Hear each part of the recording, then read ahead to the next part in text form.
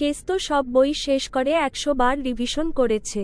তার বেশি পড়ার মতো কোনো বই ছিল না, তাই সে আজ একটা কঠিন সিদ্ধান্ত নিয়েছে। কেষ্ট অনেক দিন ধরে একটি সরকারি বইয়ের দোকানে নজর রাখছিল, কিন্তু টাকার অভাবে একটি বই কিনতে পারেননি। আজ কেষ্ট ভাবল, একটা বই কিনতে না পারলে একটা চুরি করব। এবং তারপরে সে তার কাজে লেগে গেল। রাতে সদর দরজা বন্ধ থাকায় কেষ্ট বইয়ের দোকানে ঢুকতে পারেনি। কেষ্ট হঠাৎ দেখল জানালা খোলা। না ভেবেই কেষ্ট ঝাঁপিয়ে পড়ল।